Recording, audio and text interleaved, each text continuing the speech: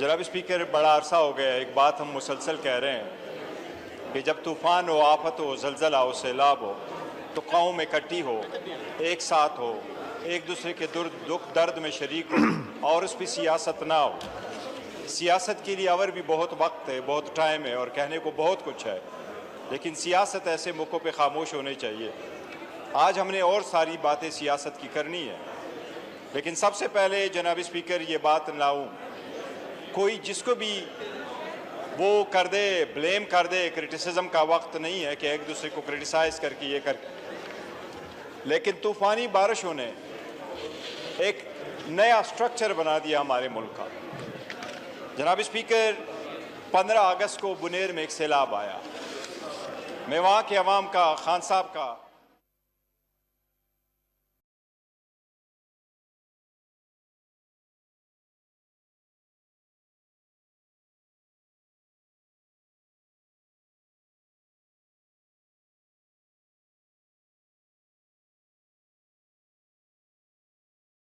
हुआ।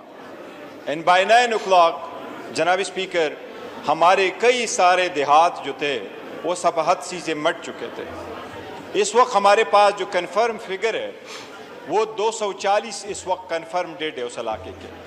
14 हमारे मिसिंग है, 120 हमारे इंजर्ड है, 1470 दुकानें तबाह हैं, 875 घर तबाह हैं, 55,000 एकड़ पे अराजी पे हमारी फसलें तबाह हो चुकी हैं, 4,600 मवेशियाँ तबाह हो चुकी हैं। जनाब स्पीकर, 29 स्कूल हमारे तबाह हो चुके हैं, 14 डिस्पेंसरीज और हेल्थ फैसिलिटीज़ हमारी तबाह हो चुकी है। 110 किलोमीटर पर छोटे बड़े हमारे सड़क वो 100% ख़त्म हो चुके हैं। जहाँ आप जाएंगे ऐसी फैमिली नहीं है जिसमें एक मौत ना हुआ हो। उस इलाके में आप जाके देखेंगे तो आपको अजीब नज़ारा नज़र आएगा कि खुदा की कुदरत है। एक मिनट था कि पहाड़ी ऊपर थी और दूसरा मिनट था कि पहाड़ी के अंदर इंसानियत दफन हो चुकी थी। जनाब स्पीकर, सूबाई हुकूमत का मैं बड़ा मशकूर हूँ कि दिल खुल करके उन्होंने हेल्प की। मैं पाकिस्तान के हर पॉलिटिकल पार्टी का मशकूर हूँ जिन्होंने खुल करके हमारे लोगों को दिलों से गलों से लगाया। मैं पाकिस्तान तहरीक इंसाफ के, मुस्लिम लीग के, पीपल्स पार्टी के, JUI के, जमात इस्लामी के, हर पॉलिटिकल पार्टी के, MKM के, पाकिस्तान के दूर और रोज से लोग आए और उन्होंने हमारे दर्द में शरीक हुए। वो जितने भी लोग हो सकते थे उन्होंने हमारा हेल्प किया। ख़ासकर जनाब स्पीकर, मर्दान, सवाबी, चारसदा, नौशहरा से हमारे लोगों ने हर किस्म का हेल्प दिया। हमें मेडिसिन दी, हमें खाने प्रोवाइड किया, हमें कंबल दिया, हमें ब्लैंकेट दिया। जनाब स्पीकर, हमें चारपाइयाँ दी। बट कुछ ऐसे लोग हैं जिनसे मैं मिला, वो अपने ट्रैक्टरों की ट्राली में बैठे हैं और एक ही बेलचा लेके आए हैं कि हम गरीब लोग हैं, अगर हम बाकी कुछ नहीं कर सकते, लेकिन हम आपके डस्ट और मड ख़त्म करने में हम आपके साथ अपने बेलचे के साथ वो आएंगे। उलमाओं का एक पूरा ग्रुप आया और उलमाओं के ग्रुपों ने हमारे मसाजिद जो शहीद हुए हैं बहुत सारे और कुछ मसाजिद जो डैमेज हुए हैं उनकी सफाइयाँ भी कर ली। लेकिन जनाब स्पीकर, NDMA के आपने मैसेज बुलाया है, मैं ये समझ रहा था, सोच रहा था, ख्याल कर रहा था, मैंने सबका शुक्रिया अदा किया। इस मौके पे मैं अफवाज पाकिस्तान का भी बेहद मशकूर हूँ। उनके 3 बटालियन आए, उनके रिलीफ कैंप उन्होंने बनाए, उन्होंने अपने मेडिकल कैंप बनाए, उनके पास K9 और ट्रेन स्निपर डॉग्स थे जिन्होंने हमारी मिसिंग लोगों की डिग आउट करने में हमारा बड़ा हेल्प किया। उनके पास हेवी मशीनरी थी, हमारे लिए एक्सेस उन्होंने बनाया, हमारे लोगों ने बड़ा पसंद किया, उनको हम तहराज तहसीन पेश करते हैं। लेकिन जनाब स्पीकर, ये वफाकी हुकूमत की जिम्मेदारी है, ये फेडरेशन की सबसे बड़ी जिम्मेदारी आती है कि जब ऐसा वक़ूआ हो जाए तो ये किसी सूबे की बस की बात नहीं है। और मैं यहाँ ये नहीं रुकूंगा, हमने सारी पॉलिटिकल एक्टिविटीज़ पंजाब में सस्पेंड कर दी है।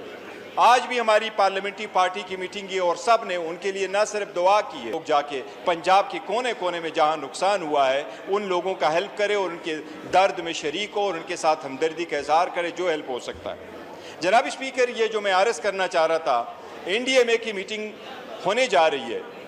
तो आज हमारा और सियासी मामलात है, उस वो हम अभी आपको इन मिनट बताएंगे।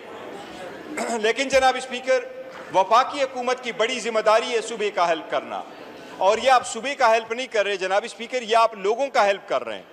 और ऐसी सूरत हाल में आप अगर लोगों के हेल्प नहीं आएंगे तो किस वक्त में आएंगे? जनाब स्पीकर, NDMA का मैं स्पेसिफिकली जिक्र करूं कि मैंने आपको सारा बताया कि हमारे कितने लोग ज़ख्मी हुए हैं, कितने लोग उनकी डेथ हुई है, कितना इंफ्रास्ट्रक्चर हमारा तबाह हुआ है। इसमें मैं आपको चीज़ें गिनवाता हूँ। NDMA ने, वफाकी हुकूमत ने हमें इन चीज़ों के अलावा और कुछ भी नहीं दिया।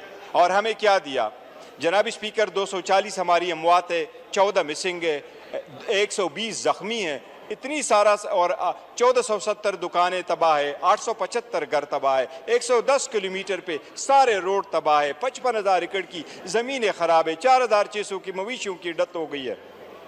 वफाकी हुकूमत का ये एड में हमारे पास है 200 ब्लैंकेट, दैट्स ऑल, 200 ब्लैंकेट, 98, 2 कम 100।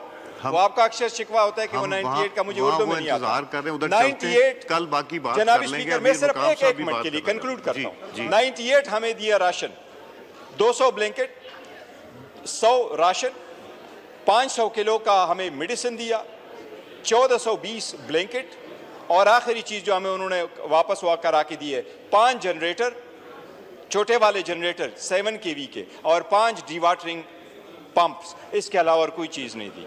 हमारे 240 बंदों में से सिर्फ 40 को उन्होंने 20 लाख रुपए दिए, जबकि 200 को छोड़ दिया। जनाब स्पीकर, मैं एक अर्ज़ करूंगा इस फ्लोर पे, हमारा इंफ्रास्ट्रक्चर तबाह हो चुका है, कम्युनिकेशन का सिस्टम तबाह है, उनका हमारा हेल्प कर ले। हमारी बिजली का निज़ाम दरम बरम है, उसका हेल्प कर ले। हमारे लोगों के लिए वहाँ आप उनके बिजली के बिल माफ़ कर दे। हमारे वहाँ इंडस्ट्री है मार्बल की, उस इंडस्ट्री, मार्बल इंडस्ट्री की जो सरचार्ज है उसको माफ़ कर दे। उनके किस्तें जो बिल्स है वो किस्तों में कर दे। जनाब स्पीकर, वो MD कैट के एग्ज़ाम आ रहे हैं मेडिकल के, वो वफाकी इदारा है, सूबाई हुकूमत होता, हमने उनसे रिक्वेस्ट की थी, वो उसमें हमें आप लिवरेज दे दे। मेरी रिक्वेस्ट होगी इन सर्कमस्टांसेस में आप हमें अकेला ना छोड़ें। ये मैं रिक्वेस्ट करूंगा कि ये डिटेल्स बना के दे दें जो फेडरल गवर्नमेंट से, ताकि फेडरल गवर्नमेंट से अमीर मुकाम साहब वहाँ लेट हो जाएंगे, उन्होंने आगे तैयारी की हुई है। कल हम इसके ऊपर फिर सिर्फ इसी के ऊपर डिस्कशन करेंगे। आप भी बताइएगा, आपका इलाका भी काफ़ी डैमेज हुआ है। ऐवान की कार्रवाई